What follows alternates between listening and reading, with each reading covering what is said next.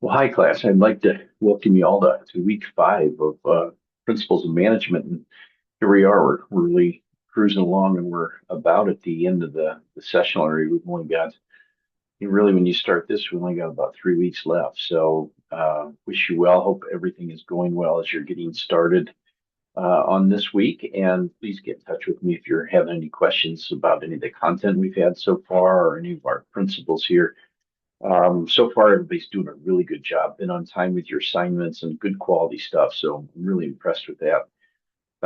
When we get into week five, we really start to discuss what our competitive environment looks like as a business. And there are a few different tools that we're going to use throughout this session. And it's important to kind of understand those. They'll be a part of um, your assignment for the week and quiz and all that kind of stuff. So these are the different things that you're going to go over this week.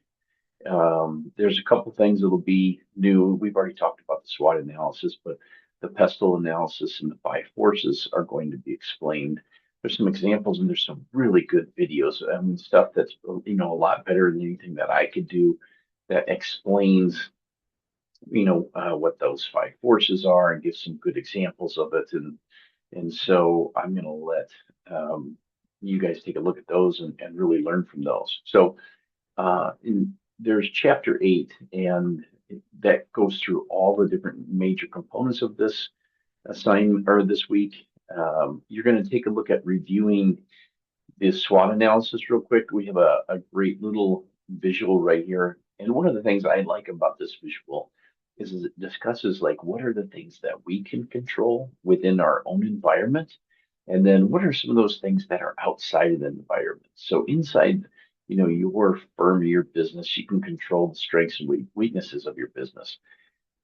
Sometimes you can, jump on an opportunity and then it becomes a strength or weakness, but you're not always able to really deal with threats very well. You need to know what those threats are. You need to be ready to, jump on an opportunity or put up some kind of a new strategy to deal with some of those threats. But it's not always the easiest thing to do, right? So, anyways, when we go through a SWOT analysis, we have a good idea of what our business looks like, a little bit from the inside and a little bit from the outside.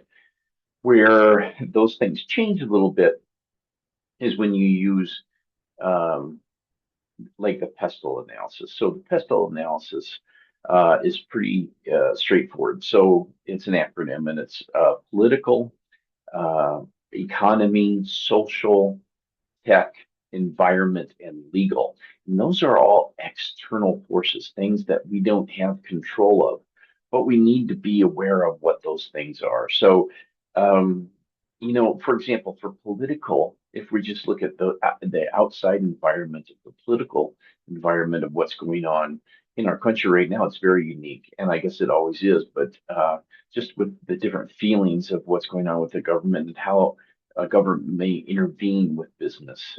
It's important to understand that and how to navigate that. And so Pestle goes through all of those components of it.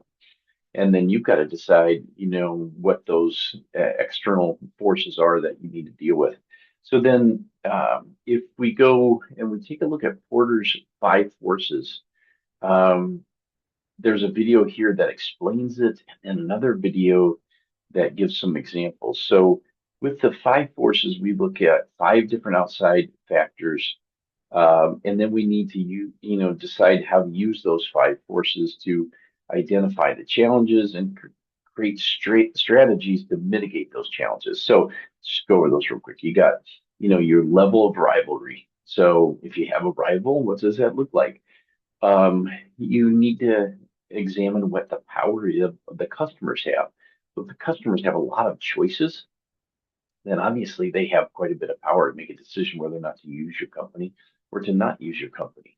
If I'm sorry, if the customers don't have a lot of choices, then you're kind of got a little bit more power over them, and you can dictate price and do some other. You might not have to take out as much in marketing because you're the only choice in town, so they kind of have to go with you.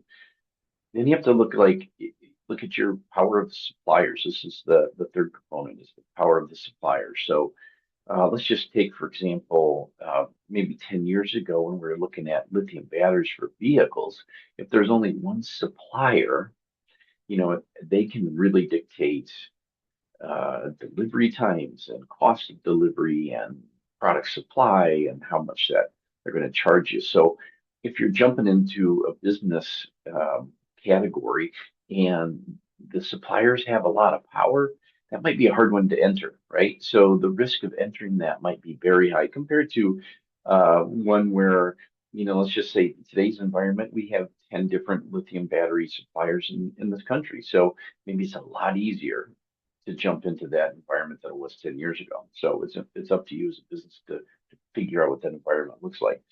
Um, Another one is threats of substitutes. So is there a substitute that someone could use someone else or a different way of doing business and wouldn't have to go to you? If there's a high threat of substitutes, it might be one that um, you have to be concerned about. Now, if you're a new business and it's really hard to enter into a market, the barriers are high. That's called threat of a new entry. So if you can't enter that market very well or very easily, you're probably not going to jump into it. Now, if your business already established in that market, and if it's really hard for other companies to come into that market, then the barriers to entry might keep you from having a lot of customers. So if you're already in the market, you want that barrier to entry to be high.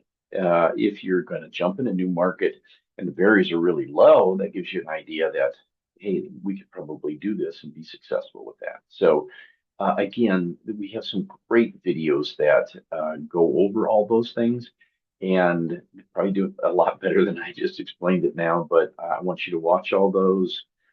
You have a quiz here, and we'll just take a quick look at your assignment for the week. So it's kind of a two-part thing, right? So worth 40 points today, and there's a competitive environment part. You just fill out this template again, no pictures, please just fill it out directly. And then if you go down here, question 5 of part A asks you to go through this piece too. So you got to fill this one out in order to be able to answer the questions here. So that really is it in a nutshell for the week. It's a big week. There's a lot of things to go over, and you're going to have to make sure you set aside enough time to watch all those videos and to fully understand the content for this week. But as always, please reach out to me if you have any questions or concerns, or if you're hung up on any of these concepts, or if you have any issues at all with getting the content turned in time. So always pretty flexible there, but I really appreciate the communication when you can reach out to me. So I hope you're all doing well, and we'll talk to you next week.